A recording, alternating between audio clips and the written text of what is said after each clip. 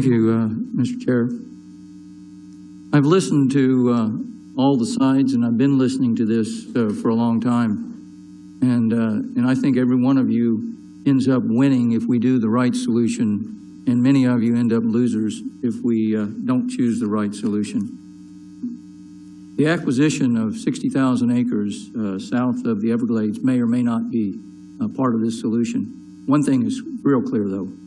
It will take literally 15 to 20 years and maybe even 25 years to accomplish that. What are we going to do right now to solve the problem? And I've listened to the people talking about the Caloosahatchee and the St. Lucie. 15 or 20 years isn't going to do them a lot of good. 15 or 20 years isn't going to do you a lot of good.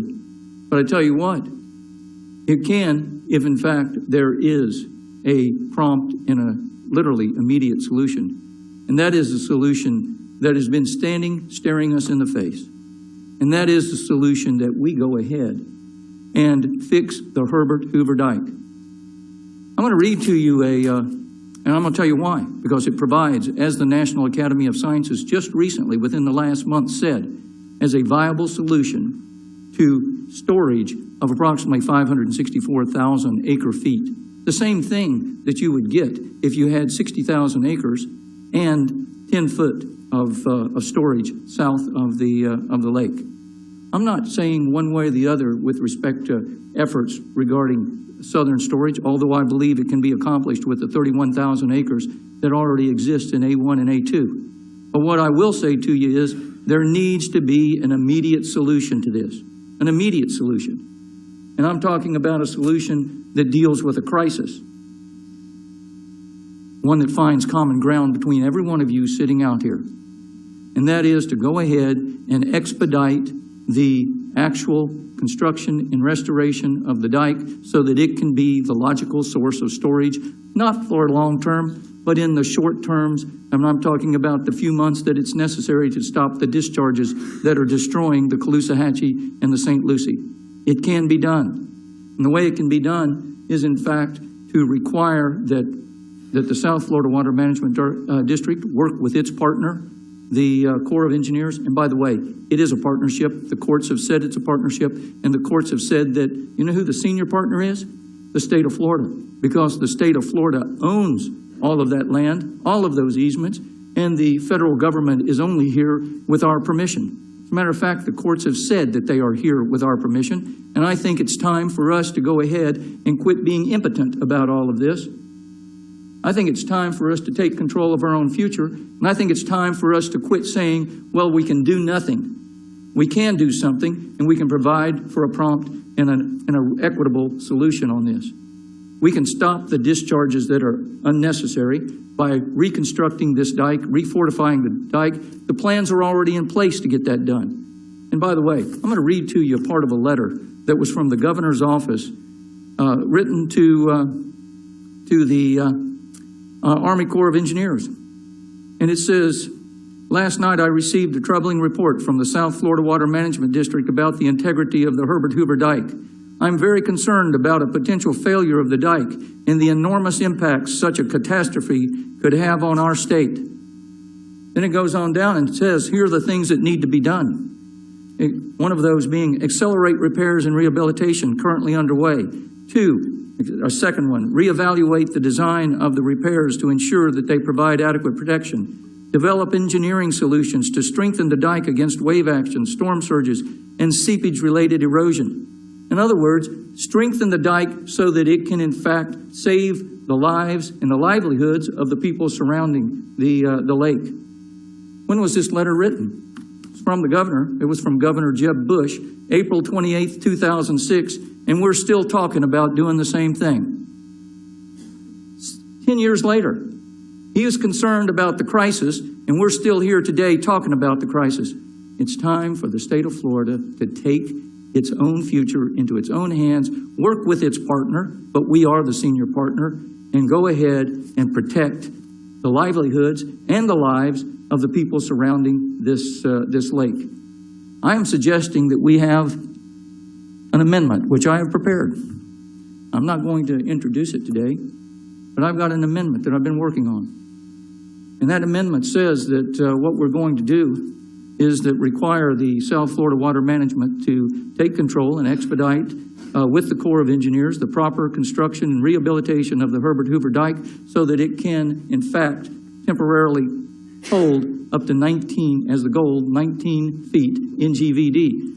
Now, prior to 2008, it was 18 and a half feet, and now it's been reduced down to 17.25 feet. Why? Because the dike still continues to be a category, a level 1 crisis dike. Of the approximate 700 dikes in America today that the Corps of Engineers deals with, you know that they have level 1, they have 12 that they consider to be crisis dikes and dams. This is one of them. There are people that say that this is the number 2 most dangerous dike in America. And we're doing nothing about it. We act impotent that we can't do something about it. Those discharges that have occurred on the Caloosahatchee and the St. Lucie, you know what? They've been going on, but they've gone on a lot more recently, and they can be reduced and ultimately stopped. Not 20 years from now, but in fact, within 3 years, because I provide in this bill that it has to be accomplished within 3 years. And it can be accomplished within 3 years. I gotta have some other people. My statement to you is there is a solution that needs to be accomplished now. I'm going to ask, and I applaud President Negron for what he has done and put this on the table and is getting this discussed and debated. And I also applaud Senator Bradley for what he's doing. But we need an immediate solution. All right, and I think there is one. Senator Stewart, please keep it short. Okay. The University of Florida had done a study, and they said, addressing the Everglades restoration, and they said that we needed north-south septic tanks, a number of things to really accomplish the mission of restoring the Everglades. But today I've heard many questions asked that I don't have real answers to. The unwilling seller, do we need 60,000 acres? Look at the labor market, job market. Is it affected? Apparently in more ways than we even knew about. Funding is still uncertain. The local economy and the loss of the food source. Amendment 1 money, it's earmarked for existing and land conservation and acquisition projects already. I do think Senate Bill 10 is not a bad bill. We can't just throw out everything. We need to keep working on this. And we do, however, need further discussion, and you can hear ideas floating about all the time, but we do need to work on this bill. But I'm supporting the Senate Bill 10 today because I think that we can work it out. Thank you, Senator Stewart. Senator Farmer. Thank you, Chair, and I will make this very brief. You know, I'm a liberal Democrat from Broward, and I say that proudly. Get away from using the L word a little bit, but yeah, I'm a tree hugger, and we've waited too long to try to tackle this problem. I echo Senator Simmons' comments. I was told a story recently about what's going on in the Florida Bay, and to the captain who gave us a story about how he can't take tours out to the places he used to go anymore. This is a huge, huge problem. But, you know, then you hear about these families that are going to be impacted in these farms and the growth of vegetables in this state. And, you know, our lake has become a septic tank. And I use that term on purpose because, as Senator Stewart alluded to, it seems like we're all fighting, and it's become really polarized fighting over everything south of the lake. Nobody's talking about what goes into the lake. As a liberal Democrat, I don't often find myself agreeing with our governor, but he's proposed that we do something about what's going into the lake, and I think we need to look at that some more. The two of the top 10 chemicals they found in Lake Okeechobee, other than chemicals from farming, were Prozac and Splenda. Those are coming from septic tanks that are leaking into our lake. Sugar's being vilified in this whole thing. Sugar cleans a lot of that water before it goes back into the Everglades through their farming operations. So I just hope as we move forward that we can be a little less polarized. And one thing I'm sure of is that Senator Bradley and Senator Negron's intentions are true and honorable, and we are trying to solve a problem that is multifaceted. And truth of the matter is, if we had an unlimited pot of money, we'd solve all these problems, including having programs to make sure displaced farmers were either retrained or got new lands. But we don't have an unlimited pot of money, so we got to be really smart with the money we have. And I'm voting for this bill today, but I think we've heard some great testimony today. And the last thing I'll say is thank you to all of you out there, because democracy only works when we have full participation. And we've had full participation today, so thank you very much to all of you. Thank you, Chair. Thank you, Senator Farmer.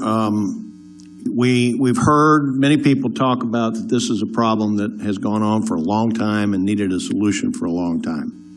I think what happened, particularly in the middle of the summer last year, really horrified all of us. It should have horrified all of us. And I want to commend our president for the courage that he has shown in stepping forward with an idea. And that's what this is. It's an idea. It's also a starting point. And one of the things that I want to mention today is that we really haven't seen any other ideas specifically laid out as alternatives. And we've got, obviously, we have two houses in this process. It'd certainly be great to know either the House doesn't think there's a problem in South Florida that needs to be handled on either the southwest coast or the southeast coast, or that they have a different way of handling it. We're faced with potentially having to negotiate against ourselves, and that's not good in this process. So this is a starting point, but we need to have some alternatives from people that don't like this bill. Now, many of you know that I'm very familiar with the communities in Palm Beach County and the west around the lake. I'm very helping build you a new police station in Clewiston, and that's when I was at the Tiki Bar. Was when we went to talk about that. Your commissioner that represents you in South Bay, Pahokee, and Belglade is one of my best friends, and would have been here today if she hadn't had a county commission meeting herself. But I have promised her, and I will promise you, that in the resolution of this situation, we will have an economic development component. If we're going to hurt jobs from one direction, we're going to help provide some jobs from another direction. And you have my assurance of that, and I know the president. I know the president agrees with that, because he also represents a lot of that area out there.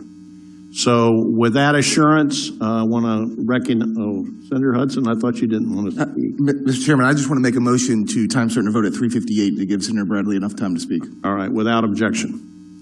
Senator Bradley, you recognize to close on your bill.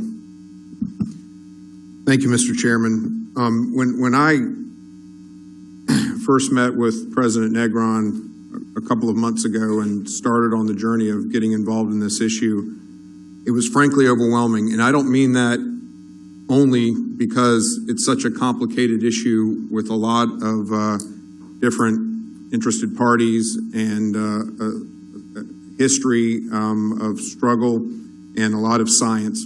That was in its own right overwhelming. But what really overwhelmed me was my understanding of how much passion is involved in this issue. And I just want to say to those of you who live in the communities that were affected by the guacamole water that overwhelmed you, I hear you loud and clear. Your senator, our Senate president, hears you loud and clear and has taken great political risk and effort, and I'm proud to join him in that effort. To the agriculture community and those whose jobs and livelihood and families rely on it,